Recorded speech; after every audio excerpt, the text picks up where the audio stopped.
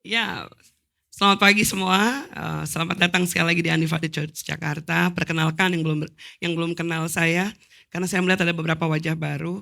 Nama saya Rea, saya salah satu tim pastoral dari gereja Undivided Church Jakarta.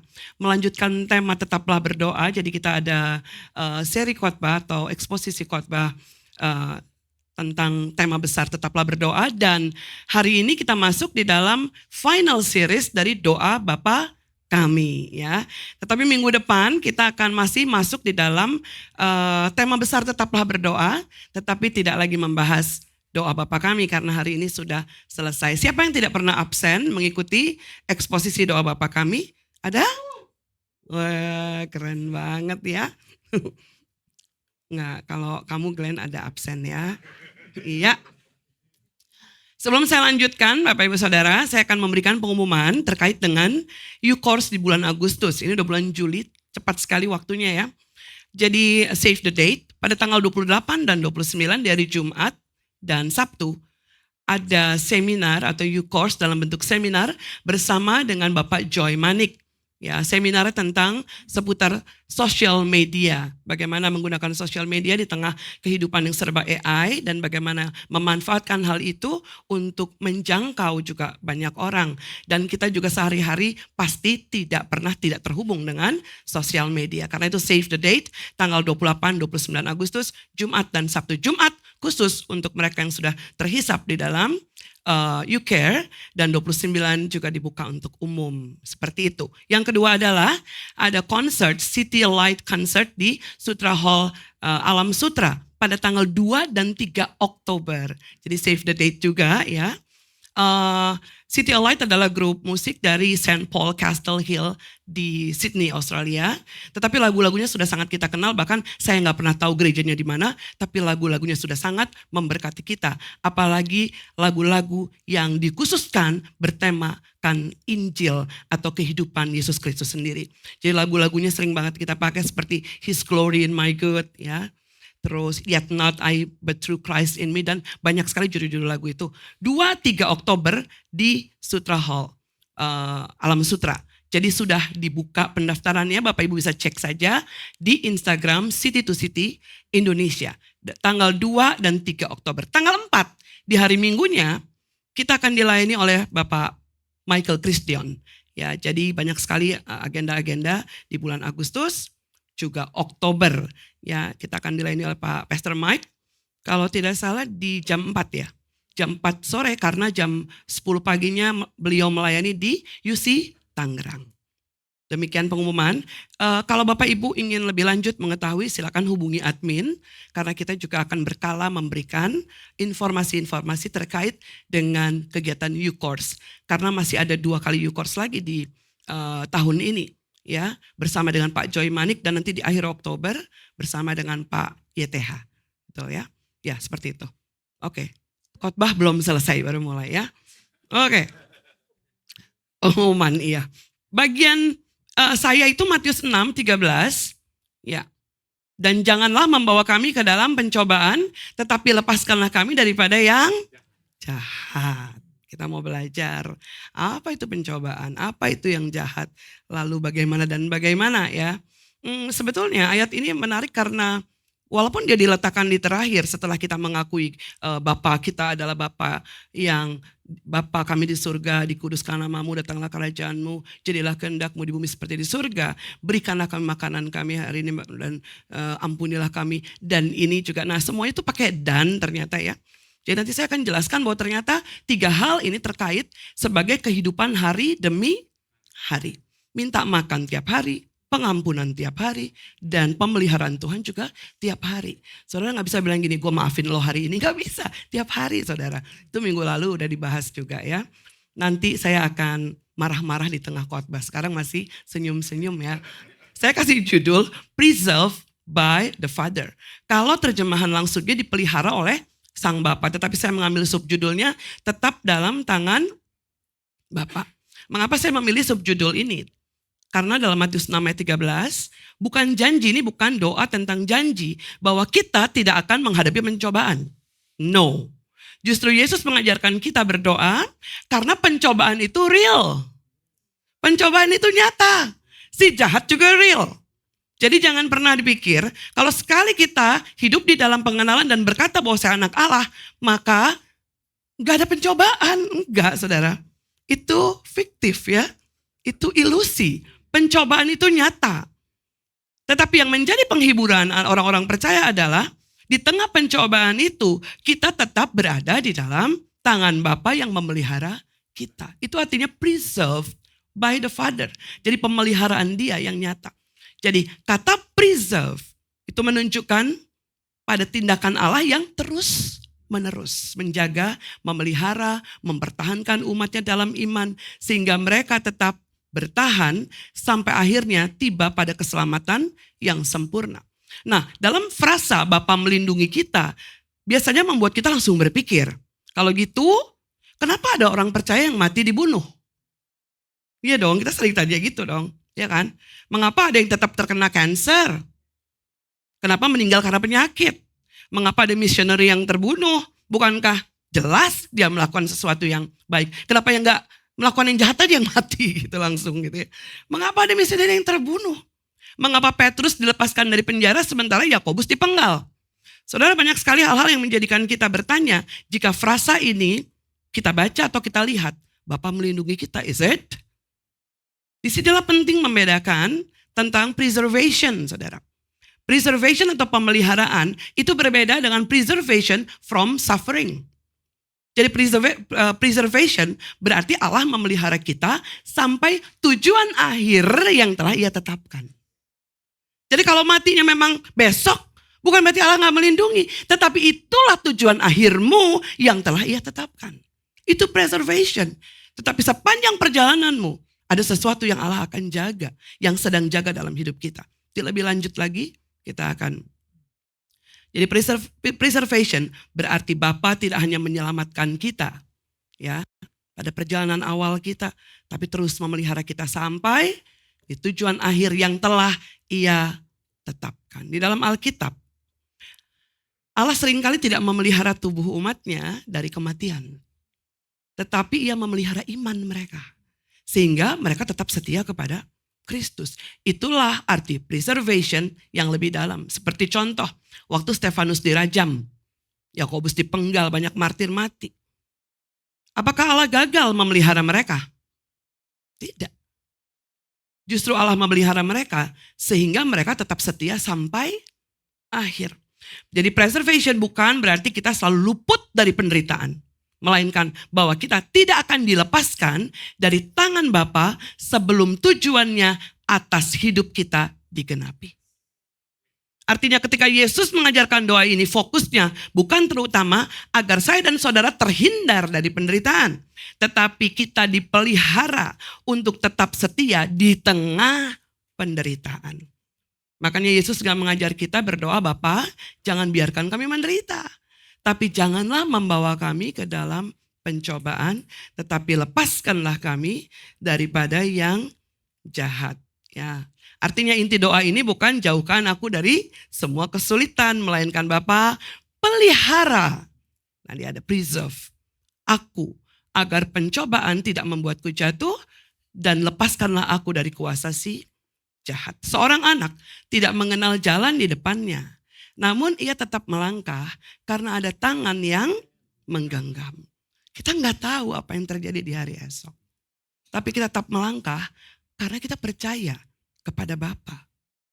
Dan itulah yang Yesus ajarkan melalui doa Bapa kami.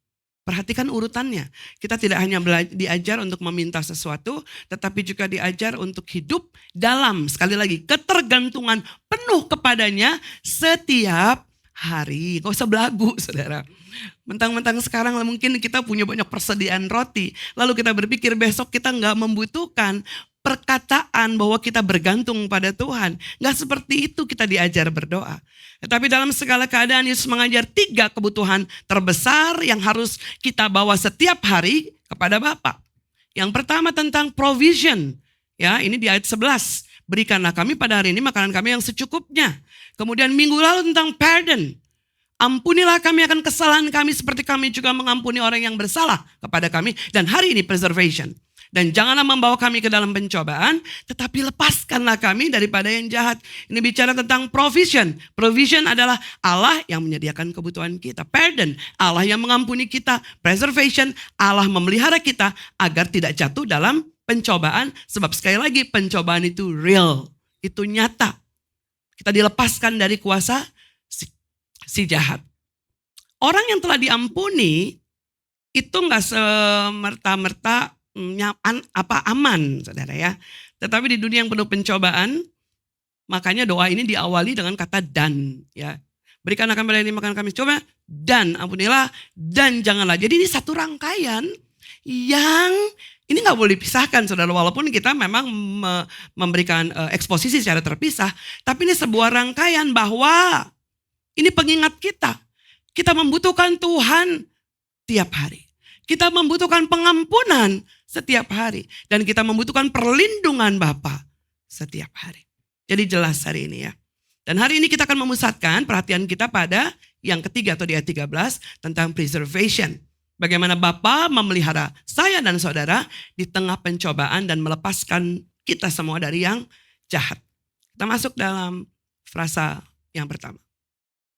Dan janganlah membawa kami ke dalam pencobaan. Ini hanya supaya saudara mengetahui bahasa asli aja ya. Ini nggak lagi kuliah ya. Saya sempat sedikit dikritik dalam tanda kutip ya sama anak saya. Kamu tuh kalau khotbah awalnya seperti lecture gitu ya, kasih kuliah, baru ujungnya kamu iya tanpa sadar. Tapi hal ini masih saya masukin ya saudara ya. Ini bukan kuliah bahasa Yunani ya, tenang aja. Saya juga nggak terlalu paham. Ini peirasmon, bentuk akusatif tunggal, kata dasarnya peirasmos.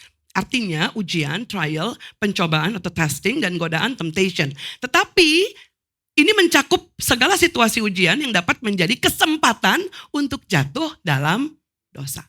Jadi bukan sekedar ujian, pencobaan, godaan, tapi ada situasi ujian. Jadi itu artinya ya pencobaan di sini adalah situasi ujian yang dapat menjadi kesempatan untuk jatuh di dalam dosa. Dan pertanyaannya akan muncul seperti ini. Bukankah Allah tidak pernah mencobai manusia? Lalu mengapa Yesus mengajarkan berdoa seperti ini? Allah memang gak menggoda manusia untuk berbuat dosa. Ada ayatnya saudara.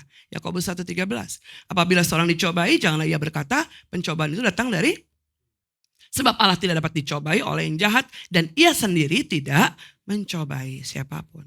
Jadi Allah dalam providensinya terkadang memimpin kita itu melewati berbagai ujian kehidupan. Bukan untuk jatuhin kita, tapi justru untuk membentuk, memurnikan iman kita. Karena di tengah ujian, kita baru bisa menyadari betapa lemahnya diri kita. Jadi providensi Allah itu karya yang terus-menerus memelihara, mengatur, menuntun hidup umatnya. Sehingga mereka mencapai tujuan yang telah Ia tetapkan. Ini juga menjelaskan mengapa konteks atau frasa lepaskan kami dari yang jahat itu arti dari kita bergantung setiap hari. Seperti yang sudah tadi saya sampaikan. Karena Bapa tidak hanya menyelamatkan atau meluputkan kita sekali saja, tetapi pemeliharaan itu terus menerus hingga akhir. Seorang pria, laki-laki ya, walaupun perempuan juga enggak, ini bukan diskriminasi laki-laki. Perempuan juga ada yang punya masalah dengan ini. Seorang pria dalam kurung atau wanita tahu bahwa dirinya lemah terhadap pornografi. Dia nggak berdoa gini kan, Tuhan hilangkan internet dari dunia ini. Gitu, enggak. Tapi dia berdoa, Bapa jangan biarkan aku masuk ke dalam situasi yang karena kelemahanku membuat aku jatuh. Karena itu yang memilih untuk tidak sendirian dengan perangkatnya misalnya di malam hari. Tapi sometimes kita berdoa agar Tuhan menutup pintu pencobaan, tetapi tangan kita sendiri yang memutar gagang pintunya ya. Gitu ya. Tuhan tutup, tolong luputkan. Tapi kita, bahkan kemarin kita lagi You Care ya. Betulan datang Hatta terus Hatta ngomong begini. Ada teman saya katanya pernah ngomong, janganlah membawa kami ke dalam pencobaan. Itu kan doa Bapak kami ya. Lalu sebetulnya kata temannya Hatta, itu gak perlu. Jangan bawa kami karena gak dibawa pun kita yang sering membawa diri ke dalam pencobaan. Iya lagi, ya kan? Seringkali kita berdoa, Tuhan tutup pintu pencobaan, tetapi tangan kita sendiri terus memutar gagang pintunya. Nah, jangan berharap Allah menutup pintu yang terus kita buka sendiri. Itu bukan keajaiban, saudara. Pilihan. Kita nggak selalu dapat menghindari ujian. Tapi kita dapat memohon agar Bapa tidak membiarkan kita masuk dalam situasi di mana kelemahan hati menjadi kesempatan bagi dosa untuk menguasai kita. Itulah sebabnya Yesus mengajar kita berdoa, janganlah membawa kami ke dalam pencobaan. Doa ini bukan alasan untuk hidup sembrono. Bukan, saudara. Karena ketika seorang meninggalkan dosa, itu adalah real pekerjaan Roh Kudus yang mengubah hati. Namun kita harus sungguh-sungguh bertobat, memilih ketaatan, meninggalkan dosa. Tindakan yang benar-benar dilakukan oleh manusia, tetapi dimungkinkan hanya oleh anugerah Allah yang lebih dulu bekerja di dalam diri kita. Jadi Allah itu penyebab utamanya, saudara. Dia itu primary cause-nya melalui karya Roh Kudus. Manusia bertindak secondary cause-nya. Bukan, karena kita bukan robot, kita nggak dipaksa. Makanya pertobatan bukan akar keselamatan, melainkan buah dari karya Roh Kudus.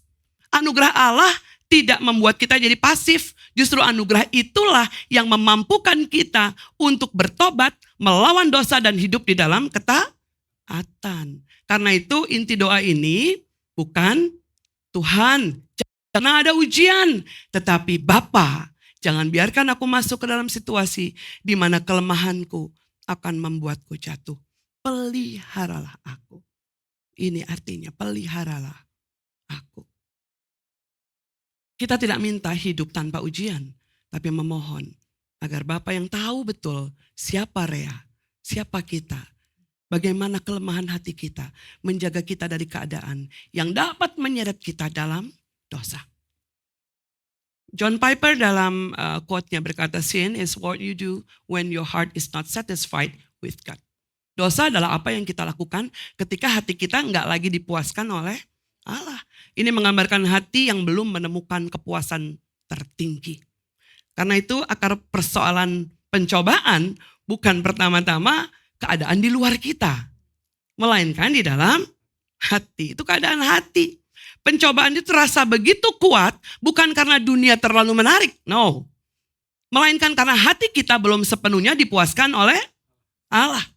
Artinya Allah belum menjadi kepuasan terbesar di dalam hati kita. Akibatnya kita mulai mencari sukacita, rasa aman, pengakuan, kepuasan pada hal lain. Seolah-olah semua itu dapat menggantikan Allah. Jadi ketika hati gak lagi dipuaskan oleh Allah, pencobaan itu jadi kelihatan menarik. Jadi pencobaan itu gak menarik atau sebetulnya gak melemahkan. Hanya kita aja yang ternyata tidak sepenuhnya dipuaskan. Atau berkata bahwa Allah itu cukup bagi kita. Jadi doa ini bukan untuk orang yang merasa kuat. Jadi Bapak Ibu kalau udah kuat, waktu doa Bapak kami dibacakan, bagian ini skip aja. Ya, karena ini hanya doa untuk orang yang mengenal betul kelemahan hatinya. Dan dia memohon agar Bapak memeliharanya. Ya, itu frasa yang pertama tentang pencobaan. Frasa berikutnya, tetapi lepaskanlah kami daripada yang jahat. Ini juga bukan kuliah ya saudara ya, tapi ada hal-hal yang harus kita pahami. Jadi kata aslinya riomai diambil dari risai. Itu artinya yang lepaskan, menyelamatkan, bukan cuma melepaskan, menarik seseorang dari bahaya, melepaskannya dari cengkeraman musuh. Nah yang jahat itu diterjemahkan sebagai yang jahat atau si jahat atau iblis itu sendiri. Ini ada hal yang menarik yang akan kita lihat. Karena begini, bagaimana si jahat sering bekerja? Si jahat itu datang gak dengan sesuatu yang spektakuler. Ia lebih sering bekerja melalui yang tadi, kecenderungan hati kita yang masih berdosa. Membuat dosa itu terasa biasa. Siapa di sini yang mulai menormalisasi dosa? Banyak dari kita mulai menormalisasi kebohongan. Banyak dari kita mulai menormalisasi lepas tanggung jawab. Ya karena kan ya saya juga korban. Harus ngerti dong. Terasa biasa. Lalu selanjutnya dosa itu si jahat bekerja bukan dari hal-hal yang kelihatan menyeramkan. Membuat dosa terasa biasa, kemudian membuat kita ingin mengendalikan hidup kita sendiri. Kalau kita lagi punya uang banyak, maka biasanya kita nggak mikir untuk membeli sesuatu.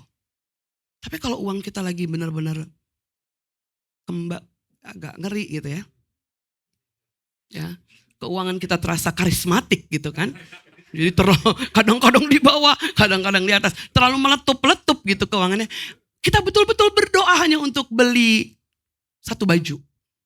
Tapi kalau uang kita lagi banyak, bahkan yang gak perlu kita beli. Sampai di rumah, lu yang ngambil ini ya? Enggak, oh enggak ya, itu gue gitu ya.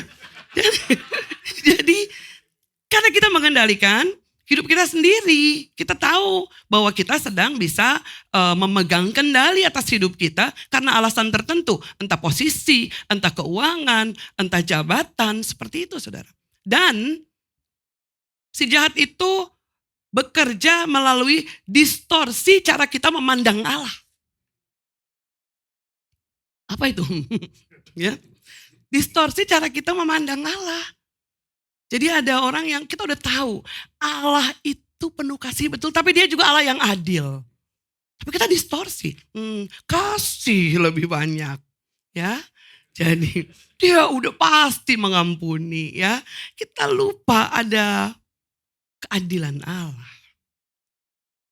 Nah, muncul lagi pertanyaan lain. Jadi apakah ini berarti orang percaya masih di bawah kuasa atau kepemilikan iblis? Tidak. Kita bukan lagi berada di bawah kuasa iblis, namun kita masih hidup di tengah serangan dan ancamannya. Itulah sebabnya kita terus memohon tiap hari, sekali lagi ya, tiap hari agar Bapa melepaskan kita dari yang jahat.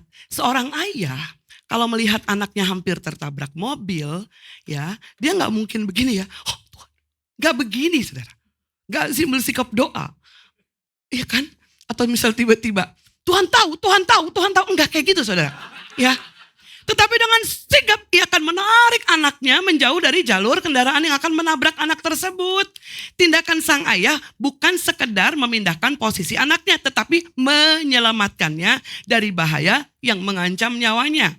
Demikian pula ketika Allah melepaskan kita dari yang jahat, ia itu bertindak aktif menyelamatkan umatnya dari ancaman kebinasaan.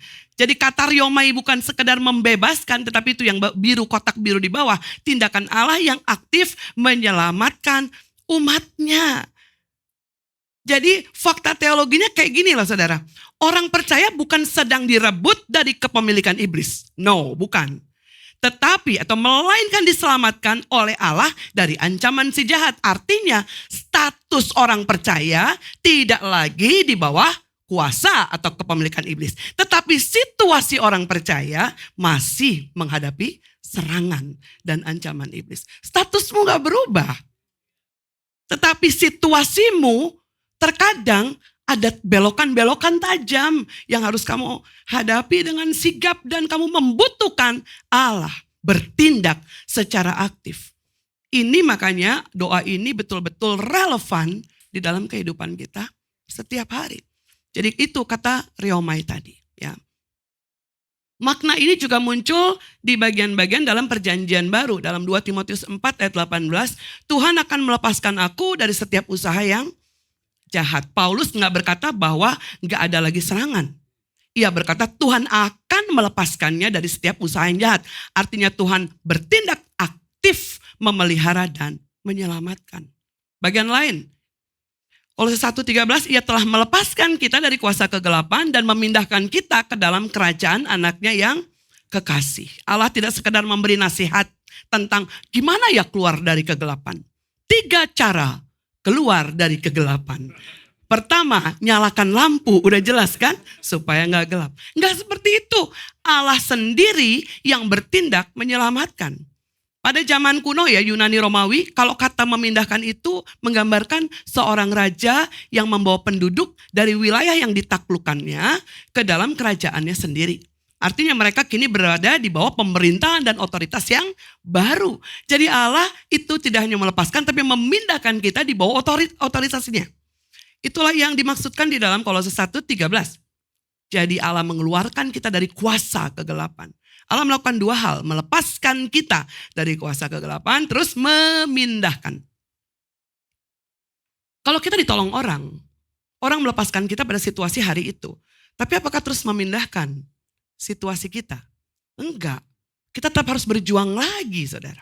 Karena pertolongan manusia itu sifatnya hanya sementara aja. Jadi gak tiba-tiba udah melepaskan, menolong satu hal, kemudian kita diangkat gitu ya. Makanya di gereja ini kita tahu tentang adopsi, kata adopsi. Saya gak sedang membahas adopsi. Tetapi kita harus tahu cara kerja Allah itu luar biasa. Dia tidak sekadar melepaskan, tapi memindahkan kita ke dalam kerajaan anaknya. Nah, tetapi di sini muncul lagi pertanyaan yang jauh lebih besar. Ya kan? Karena kalau kita berdoa, lepaskanlah kami dari yang jahat, itu kan kita sedang memohon agar Bapa bertindak memelihara dan melepaskan kita. Ya kan? Kita nggak sanggup Tuhan. Ketika aku nggak sanggup memelihara diriku sendiri, hanya Engkaulah yang memelihara dan melepaskan aku. Tetapi dari pernyataan frasa dari ayat 13 ini, muncul pertanyaan yang jauh lebih besar. Inilah pertanyaan terbesar Injil.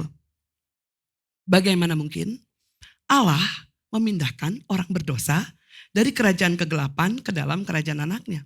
Bukankah emang kita pantas tetap berada di bawah hukuman? Seperti tadi juga disampaikan dalam berita anugerah.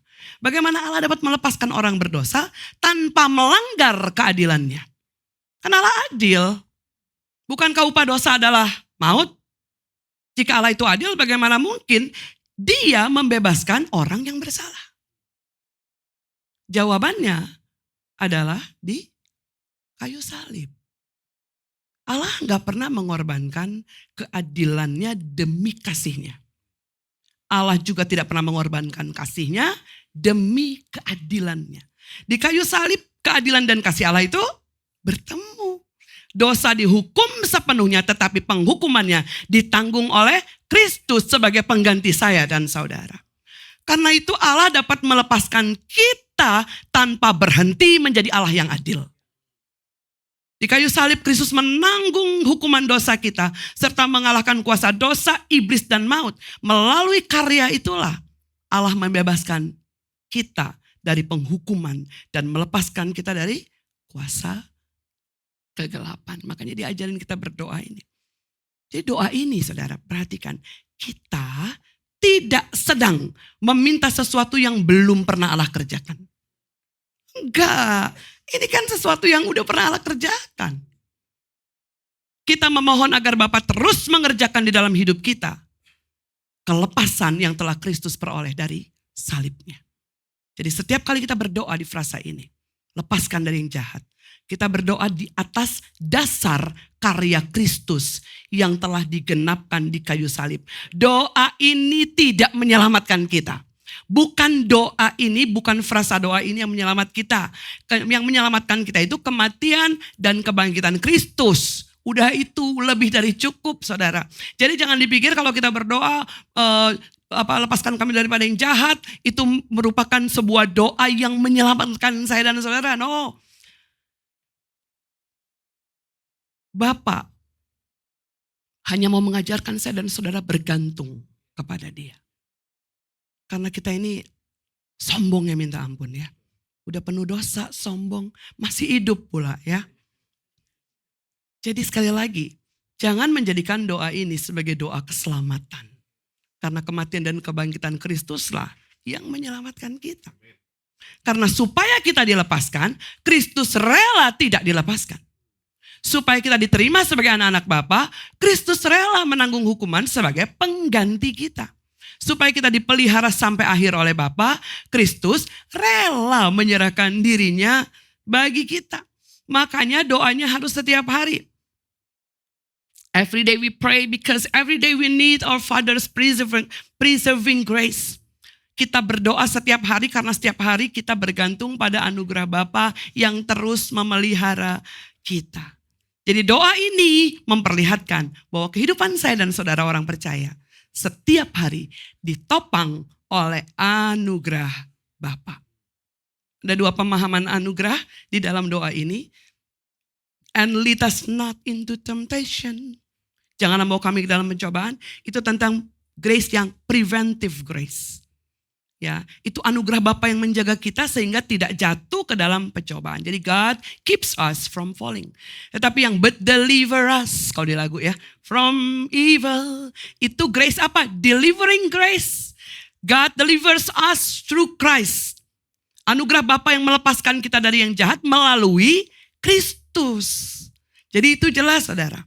Ada dua anugerah yang kita pelajari melalui frasa ini. Preventive grace dan delivering grace.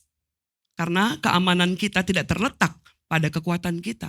Melainkan pada anugerah Bapa. Dia memelihara kita agar tidak jatuh. Dan ketika si jahat mengancam, dia melepaskan kita melalui Kristus. Jadi sudah jelas saudara ya. Bahwa dan janganlah membawa kami ke dalam pencobaan. Bukan Allah yang mencobai kita.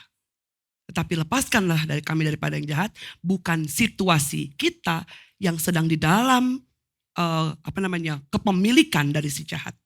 Tetapi itu adalah situasi kita yang setiap hari akan mengalami kehidupan yang membutuhkan selalu pertolongan Bapa atas semua kehendak bebas yang diberikan. Atas semua isu hati kita yang tidak pernah puas kepada Allah. Makanya ini jelas.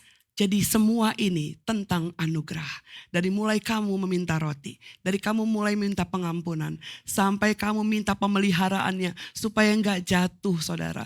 Itu semua betul-betul tentang anugerah Bapa.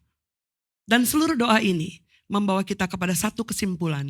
Sejak awal hingga akhir hidup orang percaya bergantung kepada Bapa hari demi hari. Karena itu doa ini ditutup bukan dengan permohonan yang baru, melainkan dengan penyembahan dan pengagungan atau yang disebut dengan doksologi. Lihat ya betapa indah penutup doa ini. Karena engkaulah yang mempunyai kerajaan dan kuasa dan kemuliaan sampai selama-lamanya. Ini diberi tanda kurung, saya sedikit menjelaskan. Karena di beberapa manuskrip Yunani tertua ini enggak semua ditulis. Ya, tetapi isinya tidak bertentangan dengan Alkitab. Bahkan sepenuhnya sejalan dengan kesaksian seluruh kitab suci. Enggak pernah diketahui siapa yang menambahkan. Tetapi menurut mayoritas perjanjian baru, doksologi ini dimungkinkan karena begini. Mereka itu ada yang disebut penyalin atau scribes pada masa gereja mula-mula. Jadi bukan Matius yang menulis ini. Ya, mengapa bisa terjadi? Karena jemaat mula-mula itu kalau berdoa selalu mereka tutup dengan pujian kepada Allah, doksologi. Ya, dan menariknya juga karena makanya tidak disebut bertentangan karena frasa ini mirip dengan 1 Tawarik 29 ayat 11. Ya, waktu Daud berkata, "Ya Tuhan, punyamulah kebesaran dan kekuasaan, kemuliaan, kemenangan dan keagungan." Jadi artinya ini hanya sebagai varian penyalinan. Tetapi ini juga merupakan sesuatu yang indah mengingatkan kita bahwa setelah menerima hal-hal yang luar biasa setiap hari dalam hidup kita, kita harus terus mengembalikan. Jadi makanya kenapa Soli Deo Gloria. Itulah doksologi kita orang percaya. Jadi ini bukan merupakan perdebatan ya, atau jangan ragu untuk menyebutkan frasa ini di dalam pembacaan doa Bapa kami kita. John Calvin pun menulis sebuah pandangan dia terhadap penutup doa ini. Dia bilang kita menutup doa dengan memandang kepada kerajaan, kuasa, dan kemuliaan Allah. Karena di sanalah iman kita menemukan dasar keberanian untuk berdoa. Kita tidak mengakhiri doa kita dengan memandang kepada diri kita. Tapi seringkali kita berdoa kayak gitu ya. Ya, tentang aku. Tetapi kita mengakhirinya dengan memandang kepada Allah. Ini dasar keberanian kita saudara untuk berdoa. Sebab dasar keberanian kita untuk berdoa bukanlah karena siapa kita, melainkan karena siapa Dia. Dialah yang empunya kerajaan, kuasa, dan kemuliaan sampai selama-lamanya. Saudara bisa berdoa dengan cara mengangkat tangan, melipat tangan, mau tersungkur. Seperti perempuan sakit pendarahan tiba-tiba langsung dengan imannya saja memegang jubah Yesus. Ada yang dalam kondisi ketakutan sekalipun. Ada anak kecil, ada orang dengan air mata. Apapun caramu, dasar keberanianmu berdoa bukanlah karena kamu, tetapi karena siapa Dia. Siapa dia itu? Dia adalah pemilik kerajaan. Karena kerajaan adalah miliknya, hidup kita berada di bawah pemerintahannya. Karena kuasa adalah miliknya, dia sanggup memelihara kita agar tidak jatuh dan melepaskan kita dari yang jahat. Dan karena kemuliaan adalah miliknya, seluruh pujian kembali kepadanya. Selamanya, amin, tidak tergantikan, forever and amen. Inilah doa Bapa kami yang dengan luar biasa diajarkan kepada Yesus.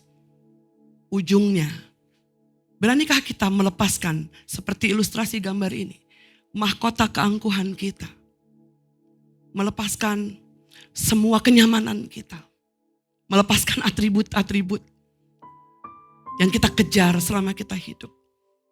Beranikah kita melepaskan yang menjadi kebanggaan kita dan menaruh di bawah kaki Kristus. Doa ini tidak bercerita tentang bagaimana upaya-upaya yang harus kita lakukan, tetapi memperlihatkan bahwa kasih-Nya sungguh ya dan amin. Bahkan di dalam keadaan kita gak layak untuk menerima pemeliharaan, Dia tetap memelihara kehidupan saya dan saudara. Amin. Saya mengundang kita bangkit berdiri bersama-sama. Mari kita menaikkan doa Bapa kami. Bukan sekedar mengucapkannya, tetapi menaikkannya sebagai ungkapan iman dan ketergantungan kita kepada Bapa setiap hari. Eksposisi doa Bapa kami telah selesai hari ini. Tapi biarkan setiap hari ketergantungan kita semakin mendalam kepada Bapa. Kita akan berdoa bersama-sama. 1, 2, 3. Bapa kami yang di sorga, dikuduskanlah namamu, datanglah kerajaanmu. Jadilah kehendak-Mu di bumi seperti di sorga. Berikanlah kami pada hari ini makanan kami yang secukupnya. Dan ampunilah kami akan kesalahan kami, seperti kami juga mengampuni orang yang bersalah kepada kami.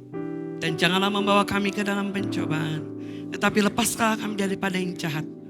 Karena Engkau-lah yang mempunyai kerajaan dan kuasa dan kemuliaan sampai selama-lamanya. Amin. Soli Deo Gloria.